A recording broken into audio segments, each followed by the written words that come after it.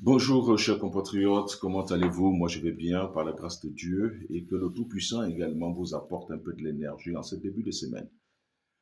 Aoumaou, vous voyez, Aoumaou, j'ai pris le temps et de lire ce livre que certaines personnes recommandaient plutôt de jeter à la poubelle, de brûler. Mais pourquoi je ramène Aoumaou? C'est tout simplement pour répondre, mais avant de répondre, il faudrait trouver un titre à ma réponse. Vous savez, quand on parle d'Alain-Claude Bélévisé, l'ancien Premier ministre, qui récemment a fait une déclaration avec les autres anciens à l'époque, cette déclaration, c'était avec le professeur Albert Ondossa, Ali Akba Onanga, monsieur l'ancien vice-président Manganga Moussavou, Pierre Claver, et ils ont fait une déclaration très élogieuse, bon, qu'ils jugeaient utile parce que pour eux, ils sont les seules personnes à penser mieux pour ce pays. Aoumaou étant une personne un compatriote qui, depuis un moment, ne cesse de faire des déclarations pour nous montrer combien de fois ce pays-là a été construit et qu'il fallait effectivement, dans ce bouquin, défendre normalement l'héritage, sinon les acquis, les réalisations de Monsieur Ali Bongo Ondimba. Et surtout, croyez-moi, le but n'était pas réellement, dans ce livre, quand on le lit posément, ce n'était pas le bilan réellement d'Ali Bongo, mais c'était ce qu'on appelle le dédouanement de soi. C'est-à-dire que lui-même, il voulait montrer que tout le monde était sale, sauf lui. Alors, pour répondre à Monsieur Alain Club Lévisieux, c'est même pas une réponse, ce sont des commentaires. Je vais prendre un titre évocateur dans sa page 121, dont je cite les saboteurs de la République. Chers compatriotes, il y a lieu de comprendre ce que cela s'y renvoie. Les saboteurs de la République.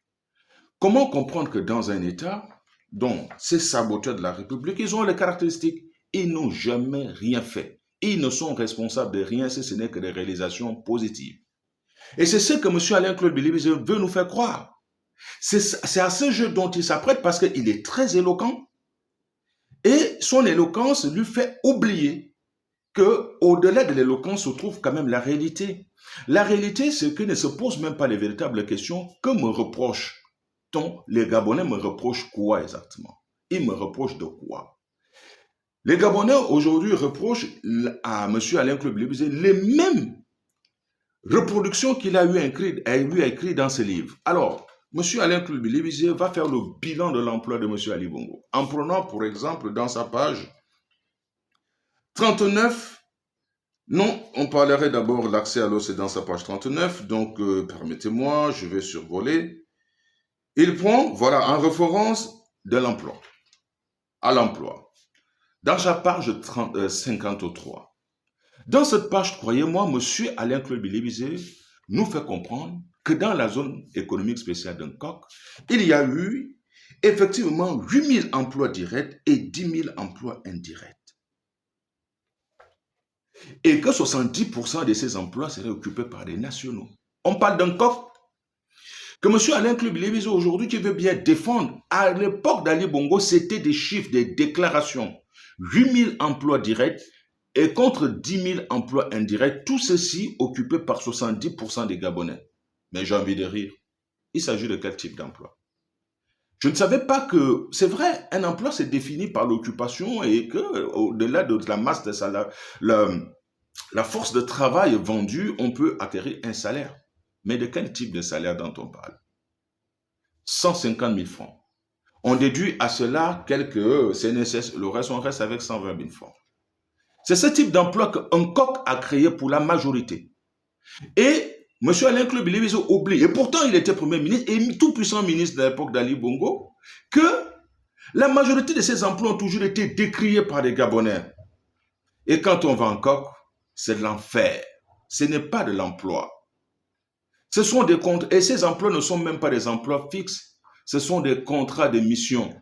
Vous savez, ça s'appelle les CDD, dans la même loi qu'a fait le gouvernement d'Ali Bongo, conforme au Code du travail, où il fallait chosifier les travailleurs. Bref, mais M. Alain-Claude pousse le bouchon un peu plus loin, parce que là, cette fois-ci, il faudrait qu'il défende son bilan de 7 mois et 21 jours et 4 heures à la primature. dans sa page 109. Dans cette page, chers compatriotes, M. Alain-Claude Billy-Bizet fait le bilan de l'emploi. Voilà. Il nous fait comprendre ici, peut-être qu'on n'était pas dans ce même pays, qu'il a ouvert les concours. D'abord, avant ça, il nous fait déjà comprendre qu'il n'a pas pu voter son propre budget. Mais il n'a pas voté son propre budget, mais il revendique quand même un bilan. Le bilan ici, c'est que M. Alain-Claude Billy-Bizet a créé dans la zone agricole d'Andem 1000 emplois. Ça pousse quand? Moi, je n'ai pas encore mangé de cette nourriture-là. C'était où et quand?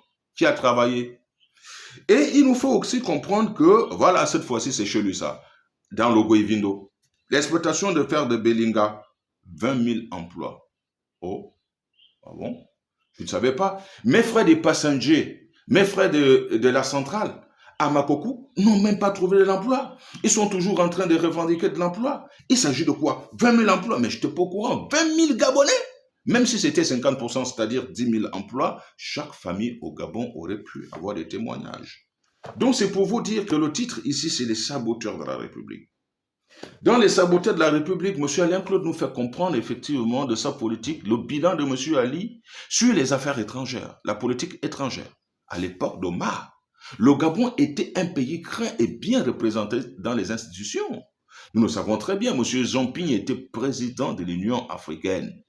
Une diplomatie concoctée par M. Ali Bongo, par M. Omar Bongo. Qu'a-t-il fait, M. Ali Bongo?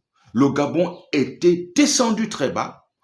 Aucune intervention sur la scène internationale, rien ne brillait. Et il nous fait comprendre que, vous écoutez, dans tout ça là, s'il y avait la diplomatie environnementale, bref, ça veut dire quoi, diplomatie environnementale?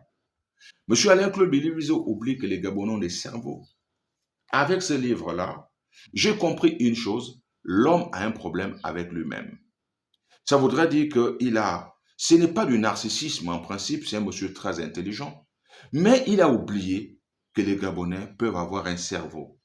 Les Gabonais peuvent penser. Et c'est pourquoi ces alliances de fortune qu'il va trouver avec le professeur Ondossa, dont je veux également prendre le cas parce que lui, il écrit beaucoup de choses. Et il a dit beaucoup de choses. Et on se souviendra encore que quand il fut ministre de l'enseignement supérieur à cette époque, votre humble serviteur, j'étais à l'université. Et je me souviens d'une seule cérémonie, c'est quand il octroya le titre d'honoris causa à Omar Bongo, quelqu'un qu'on disait qu'il n'avait jamais dépassé le CP2. Donc, alors, qu'est-ce qu'on va retenir? On va retenir que M. Alain-Claude Billy-Bizet, dont il s'agit aujourd'hui, c'est quelqu'un qui écrit des choses dont lui-même il ne croit même pas. Oui, il fait partie des saboteurs de la République, dont lui-même il évoque dans Aoumaou. Aoumaou, effectivement, les saboteurs de la République, c'est ceux-là qui n'arrivent pas à assumer leurs responsabilités. Brillants défenseurs de la cause estudiantine, brillants hommes politiques, politiciennes, parce qu'il a appris qu'auprès des personnes dont on ne veut même pas citer les noms. Et aujourd'hui, même sur le plan politique, nous savons très bien que le concept de profito-situationniste ne reflétait qu'un seul individu, c'était Alain-Claude Billy-Bizet. Comment cette personne-là, aujourd'hui, cher peuple gabonais, veut nous faire comprendre qu'il est saint? Non, il doit d'abord faire cette épreuve de repentance, cette épreuve de réparation intérieure, afin qu'il soit au même niveau que les Gabonais. Et quand il sera à notre niveau, il comprendra très bien ce dont on lui reproche.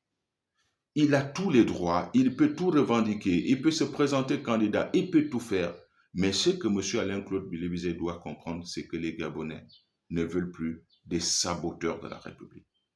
Et lui, il en fait partie parce que, de par son discours et ses actes, les Gabonais ont vite compris qu'il travaillait que pour son intérêt personnel, qu'il voulait être monsieur propre. Oui, il est monsieur propre dans sa tête, mais face à nous, nous savons très bien qu'il fait partie des saboteurs, dont les Gabonais sales. Des Gabonais qui ont mis ce pays à genoux parce qu'il aurait pu aider les autres à revendiquer, à construire ce pays. Mais qu'est-ce qu'il a fait? Il s'est mis aux côtés des saboteurs dont il dépeint dans ce livre. Et nous disons, trop c'est trop.